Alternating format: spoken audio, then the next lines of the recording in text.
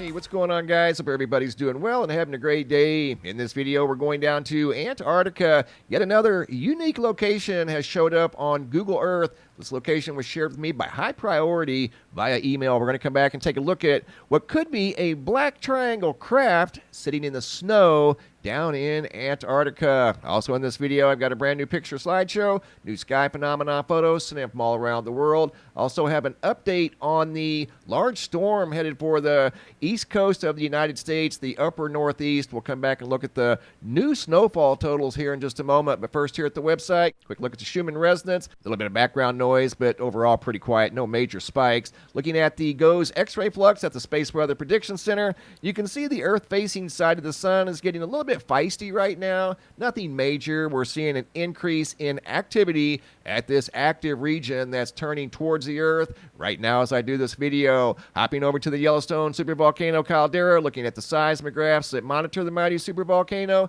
You can see a little bit of earthquake activity on the east side of the caldera and the southeast side of Yellowstone Lake. Albeit the earthquakes are small, but nevertheless, that is earthquake activity at a supervolcano. Want to give you guys a quick update on the nor'easter, large snowstorm that's brewing right now off the east coast of the United States. Hasn't arrived yet, but it's due up here anytime. In the next 36 hours, they could see multiple inches of snow in a wide area going all the way up to our friends in Newfoundland and Nova Scotia, parts of Canada. Maine, some areas of Maine could see in the neighborhood of 15 to, I saw another map that showed 30 inches of snow in central Maine. I'm over here at windy.com. This is a 5-day forecast, and I wanted to show you a potential snowstorm in the next 5 days across the Central Plains. Up to 8, maybe 9 inches of snow just south of Springfield, Illinois. Once again, that's in the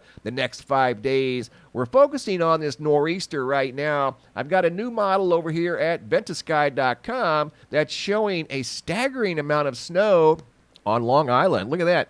23.9, 24 inches of snow in places. East of Brentwood, 24.1. This is by 10 p.m. on Saturday night. That would be tomorrow night. And here's these 30-inch totals that I was talking about up in central Maine. Look at that.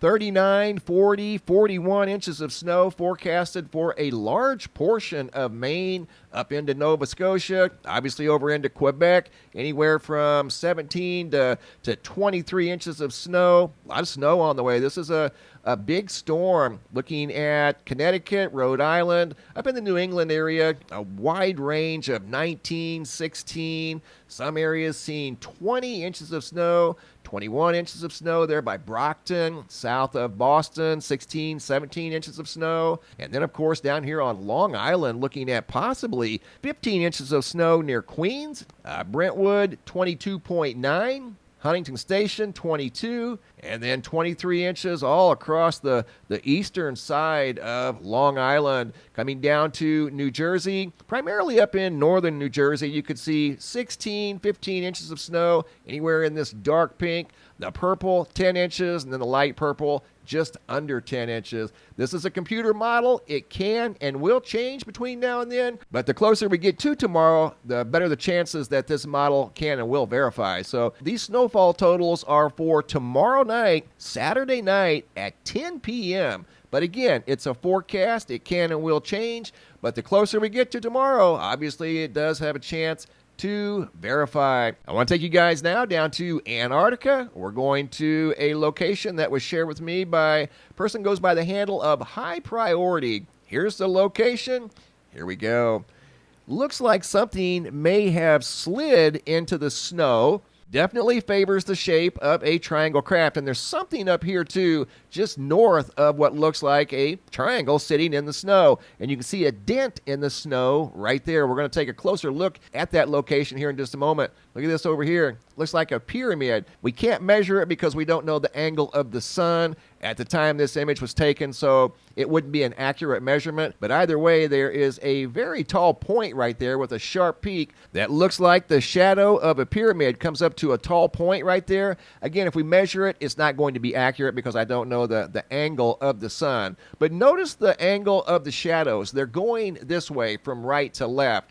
So that tells us that more than likely this is a solid object of some sort. You know, it could be just a rogue rock sitting out here that's been unnoticed, but there's nothing else out in this area. Everything in the immediate area here is very smooth. This is the only thing that shows up out here in the middle of this snow. And again, it looks like a dent right there in the snow. So I took a screen grab of this location with this object, whatever it is, in the center. It looks like a black triangle craft. So here's the original, and here's the coordinates to the location if you want to come check it out. Looks like a triangle craft to me. The next photos, you're going to see about 9 different photos of enhancements of this same area. Again, it just kind of favors a triangle craft. It looks like something right up here in this particular format that has 90-degree angles on 2 parts of it. This one here looks more like a boomerang, maybe some sort of a flying machine, or once was a flying machine that landed in the snow down here